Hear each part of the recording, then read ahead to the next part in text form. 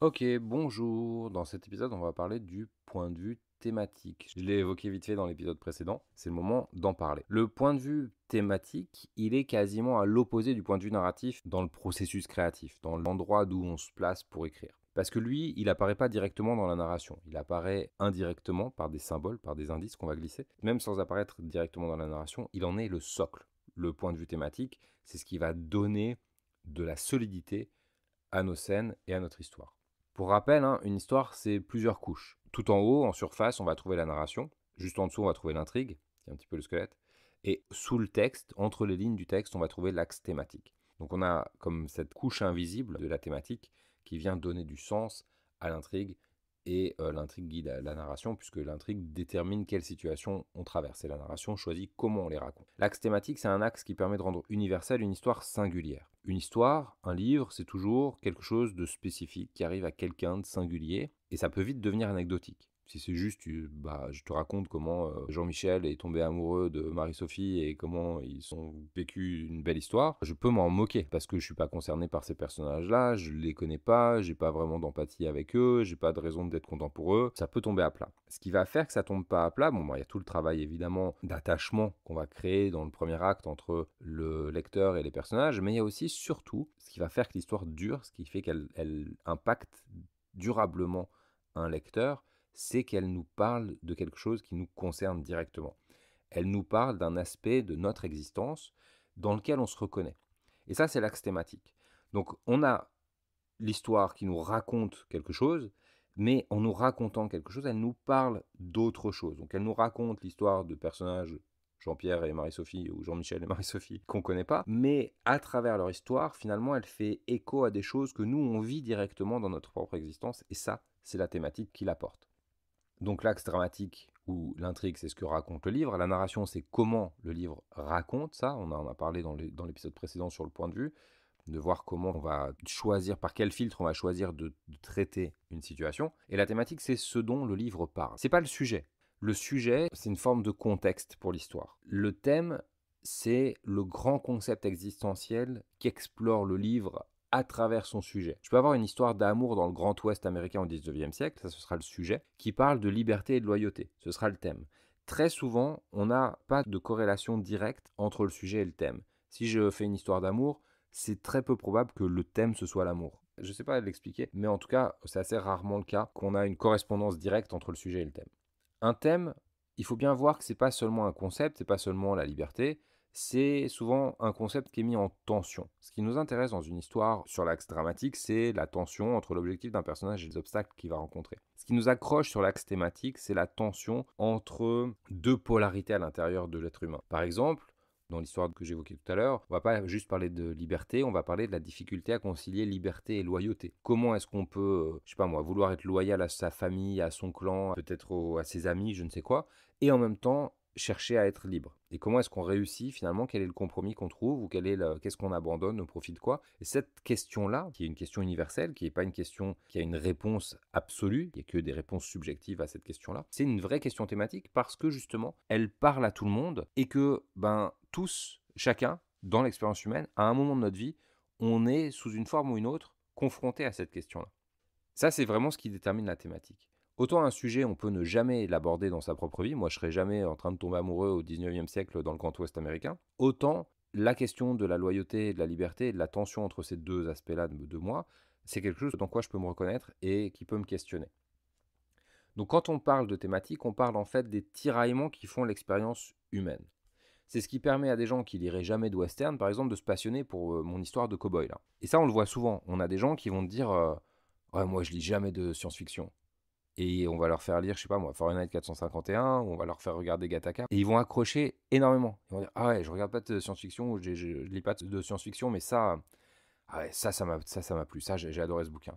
Et ça s'explique justement par le fait que c'est pas le sujet qui nous touche, c'est vraiment le thème.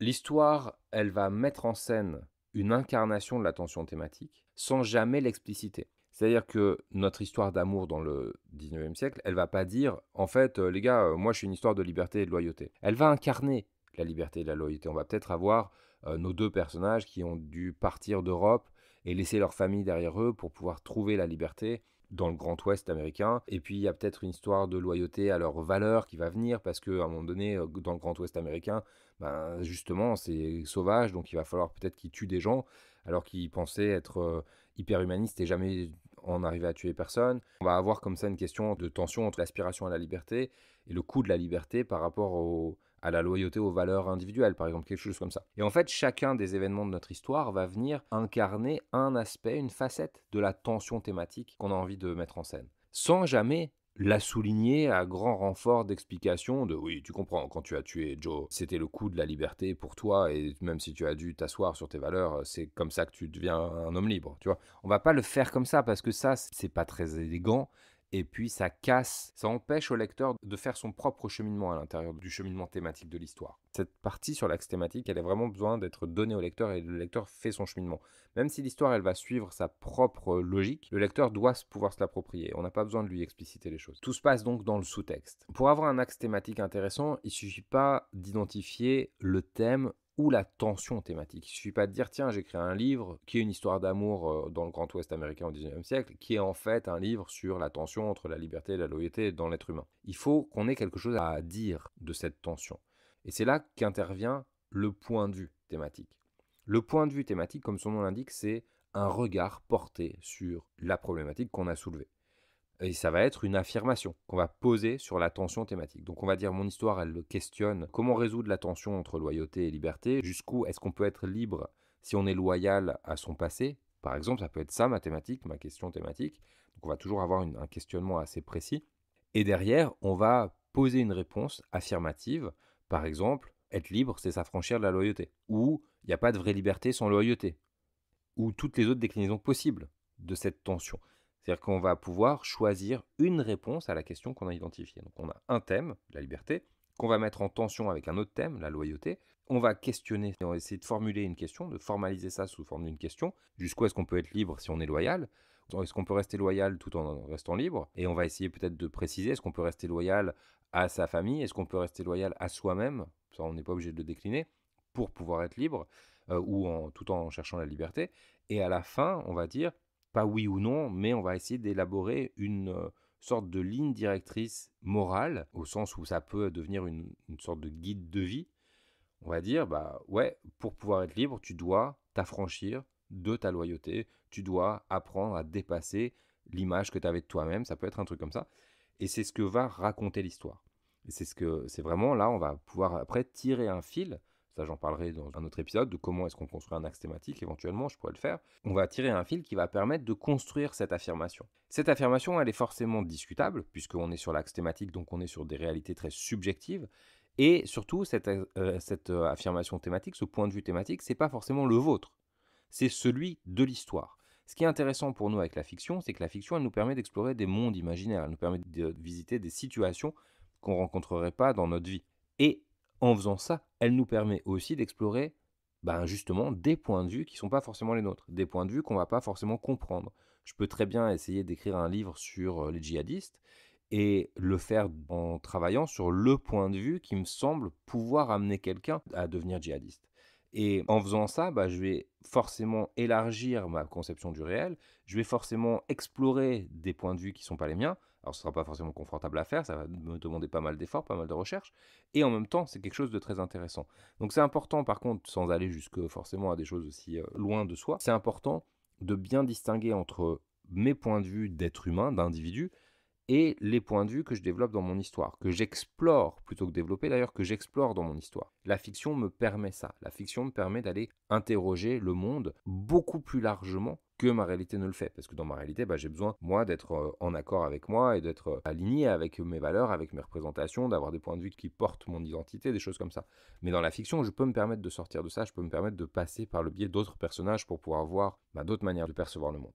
Pour résumer, l'histoire, elle est faite de plusieurs couches, dont une couche qui est thématique, qui est la couche de l'universel, qui va venir traiter, explorer des tensions humaines très fortes, des tensions existentielles très fortes qui existent dans probablement tous les humains, en tout cas une grande majorité des humains. Et elle va venir donc poser une question, ce qu'on appelle une problématique en philo, c'est-à-dire un questionnement très très large sur lequel on ne peut pas avoir de réponse définitive, on ne peut pas avoir de réponse objective, on n'a que des réponses subjectives, et elle va choisir une réponse à ce questionnement thématique. Cette question et cette réponse vont servir de fil conducteur à l'axe thématique qui sous-tend l'intrigue et qui elle-même sous-tend la narration et qui va venir donner cette densité très forte, cette richesse de sens à mon histoire et qui va permettre de sortir mon histoire de la simple anecdote, du simple divertissement et qui va permettre de toucher profondément un lecteur. Donc si vous voulez vous entraîner à ça, vous pouvez commencer déjà à faire la distinction entre, dans votre histoire, dans votre projet,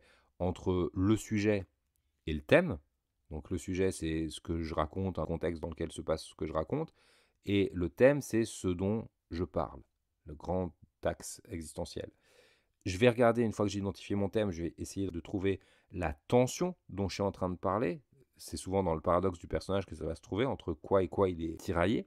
Et je vais chercher à formuler une problématique sous forme interrogative autour de cette tension. Et je vais ensuite formuler une réponse sous forme affirmative, cette fois-ci, à la problématique que j'ai identifiée. Si vous avez déjà fait un premier jet, vous pouvez regarder ce qui est déjà présent dans votre histoire. Si vous êtes en train d'écrire, vous pouvez vous demander où vous avez envie d'amener votre histoire. Et ça va vous permettre d'enrichir énormément votre travail. La réponse que j'apporte à la problématique, c'est le point de vue thématique. Voilà pour aujourd'hui. Dans un autre épisode, je pourrais vous parler de comment on agence tout ça, comment on tricote tout ça ensemble, comment on construit déjà l'axe thématique, une fois qu'on a identifié la question et la réponse à laquelle on voulait arriver, comment on tricote ça avec le personnage, comment on tricote ça avec l'intrigue, etc.